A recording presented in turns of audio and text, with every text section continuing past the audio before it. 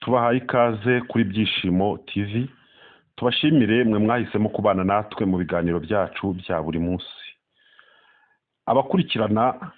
Abakurikiranira hafi ibibera mu burasirazuba bwa Kongo, aho ingabo zibumbiye mu mutwe wa RFC M23 bahanganye mu buryo bukomeye n'ingabo z'igihugu cya Repubulika Iharanira Demokarasi ya Kongo, baremeza ko uyu mutwe wa M23 muri iki gihe wugarijwe n'ibihe bavuga ko biwukomereye by'urugamba mu buryo bumwe cyangwa ubundi.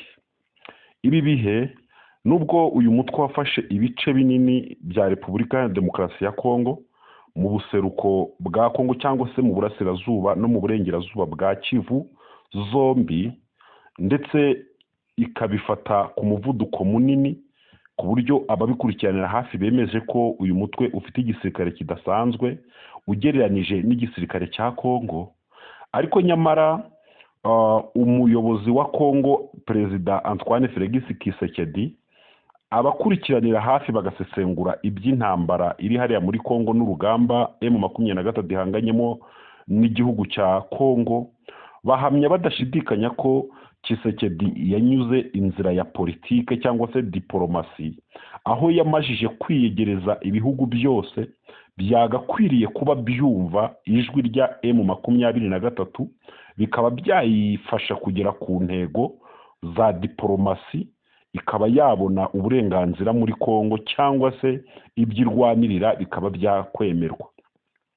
Ibi bivugwa bihereye ko mu karere ibihugu byinshi byamaje kwiyegeranya na Kongo, aho ibihugu nk'u Burundi, Angola, Malawi, Tanzania ndetse n'ibindi bihugu bikomeye byo muri Afurika nka Afurika y'Epfo byabashije guhamya ku mugaragaro yuko bishyigikiye ubutegetsi bw'i Kinshasa, ndetse ubu ngubu hanyuma yuko byohereje ingabo mu cyitwaga SADC cyangwa se SAMIDRC kigatsindwa, ubu ngubu biri kuvugwa ko ingabo za Tanzania, ingabo za South Africa, ingabo za Angola yari yararuciye ikarumira mu buryo bujyanye n'igisirikare, uyu munsi birivugwa yuko ingabo za Angola zamajije gukandagira hano muri Repubulika Iharanira Demokarasi ya Kongo, ndetse ni zimwe mu ziri gufasha igisirikare cya Kongo kugaba ibitero byo ku rwego rwo hejuru ku mutwe wa M23. Uretse ibihugu byo muri Afurika, ndagira ngo tumenye neza ko Antoine Felix Tshisekedi, Perezida wa Repubulika ya Demokarasi ya Kongo, amajije kwiyegereza ibihugu by'i Buraya, yemwe rimwe na rimwe byashoboraga kujya byumva uruhande rwa M23. Aha ndavuga ibihugu nk'Ubufaransa, byiyongereye ku Bubiligi, byiyongera ku Bwongereza n'Ubudage.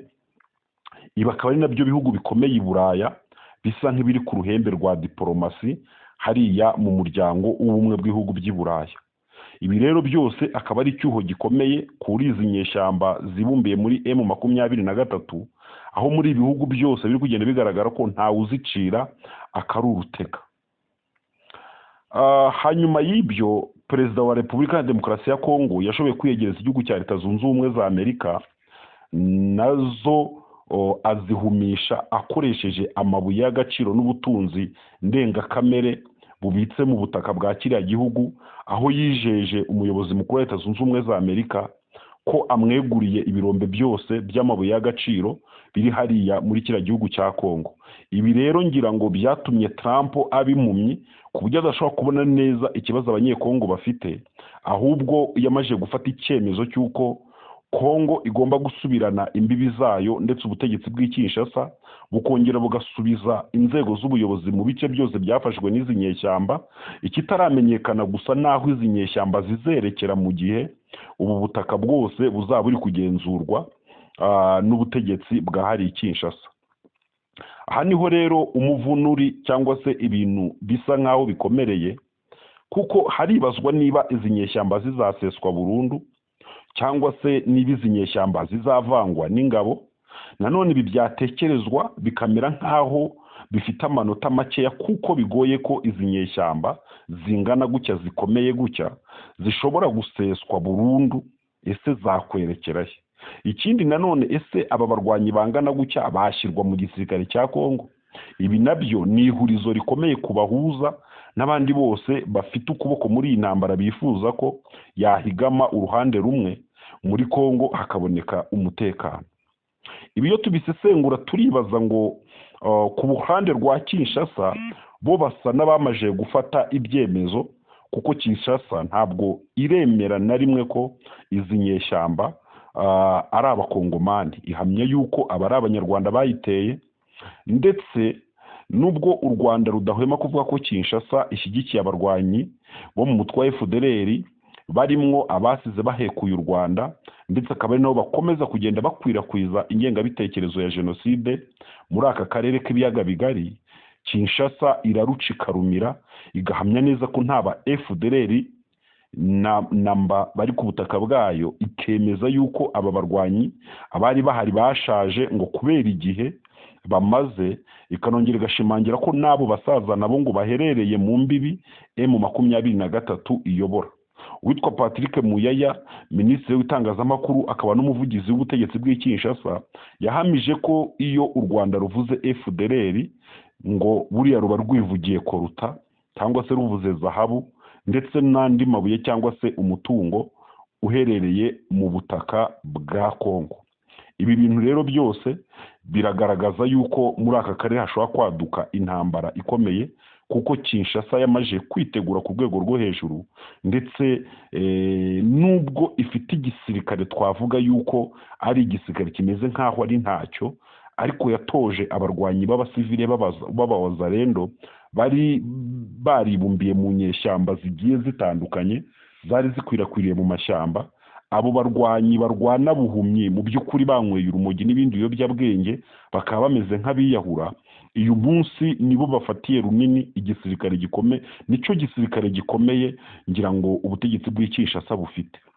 Izi wazarendo nubwo ari abasirikare bafite imyitozo mikeya, ariko nta wahakana ko batagiriye umumaro ubu butegetsi bw'Kinshasa.